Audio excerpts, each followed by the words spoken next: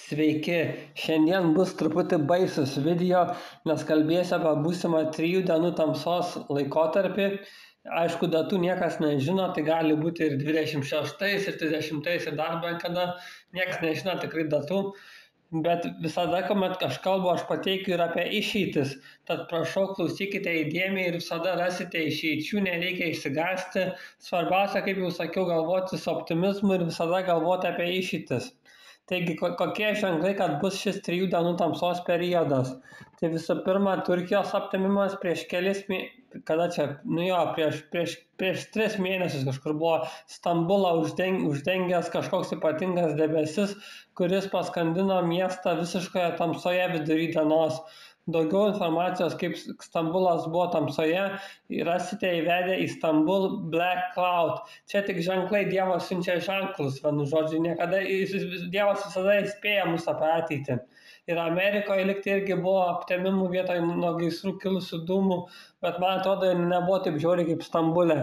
Taip pat Biblijoje yra apstu įvykių seniau, kurie yra buvę, pavyzdžiui, Egipte, kai Egiptas buvo pasiųstas į tamsą ir daug pranašysčių apie tamsos periodą. Ir daugiau informacijos galite rasti, pateiksiu apačioje dabar visas nuorodas į Bibliją. Aš nežinau, kaip bus, bet yra nuomonių, kad per šį 3 dienų tamsos periodą daug žmonių mirs, nes jie žiūrės į dangų iš smalsumo arba išeis į gatves. Tad instrukcijos yra likti namuose, melstis, turėti kokias stipriai nepermatomas užuolaidas.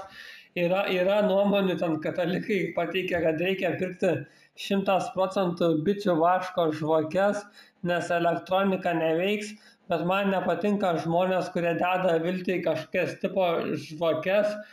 Manau, reikia dėti viltį į Jėzų. Galbūt aš nusipirksiu tų bičių vaško žvakių, bet aš nedėsiu vilties į jas. Gali būti, kad tikintieji bus apsaugoti ir antgamtiškai, tad svarbiausia artintis prie Dievo ir Jėzaus ir užmegzti ryšį su jais. Tačiau aš vis tiek turėsiu maisto ir vandens 72 valandom, ne tik dėl šio įvykio, bet ir ekonominiam krešui, nes man patinka posakis prepared, not scared. Tad galima būti pasiruošusi, o neišsigandusi. Kada šis įvykis bus? Niekas tikrai nežino datos. Aš manau, kad dar laiko turime, bet prieš tą antgamtinį 3 dienų tamsos periodą yra ir kitas realesnis įvykis, kuris gali paskandinti pasaulį tamsoje ir apie kurį net kalba JAV prezidentas Joe Bidenas ir World Economic Forum Big Shotas 1. Jie tikrai priklauso tiem, kas valdo pasaulį, ir dabar paleisiu jų įrašą apie būsimą kibernetinę ataką. Ši kibernetinė ataka gali sukelti bankų krizę ir ekonominę krizę.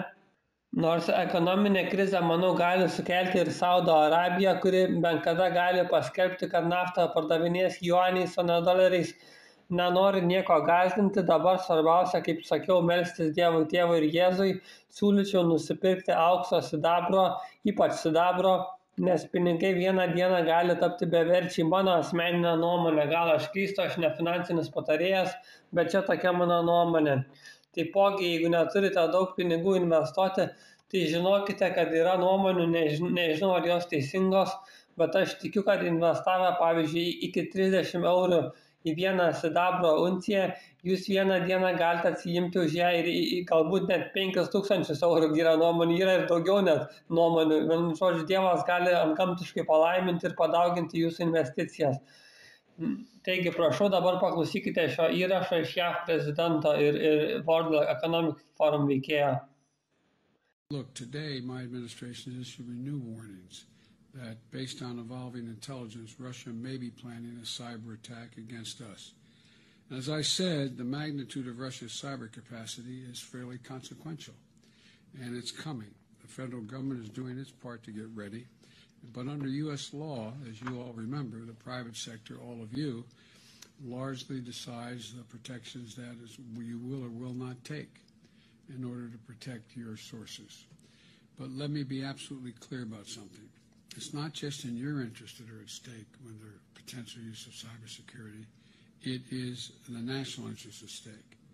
And I would respectfully suggest it's a patriotic obligation for you to invest as much as you can in making sure, and we will help in any way, that you have built up your technological capacity to deal with cyber attacks.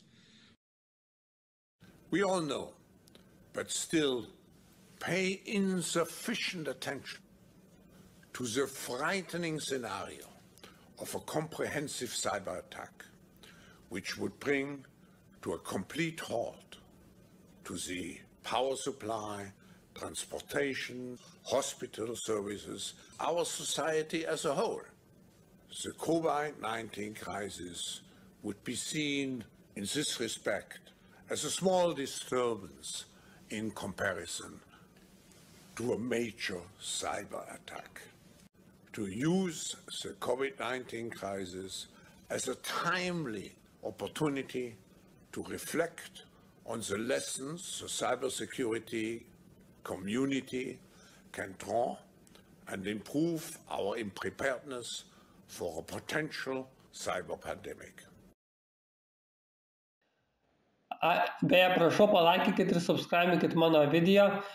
Ir dar pamiršau pasakyti, manau, būtų protinga šiuo metu laikyti pinigus ne banke, su savimi turėti kažkiek grinųjų. Ir dar gera idėja investuoti būtų į kokį mažą powerbanką telefonui pakrauti dėl tos kibernetinės atakos. Tad jo, tą norėjau pasakyti. Ačiū. Ačiū, kad klausėte. Nežinau, kada bus ta kibernetinė ataka. Dievas mėgsta viską daryti labai lėtai, tad reikia kantrybės išlaukti. Ir nenoriu nieko gąsdinti, kaip jau sakiau, bet manau, protinga būtų melstis, turėti 72 valandų avarinį planą, aukso sidabro bei kokias storesnės užuolaidas tam būsimajam antgamtiniam tamsos periodui ir galimai ekonominiai krizei ir visiems kitiem bardakam. Nors aš nesu tikras, ar tas periodas bus lygiai 3 paros, bet tokios nuomonės internete, YouTube. Prašau, taip pat apsilankykite mano YouTube kanale, kur daug įdomios medžiagos apie dabartinius ir būsimus laikus bei dvasingumą. Dar kartą dėkui, iki.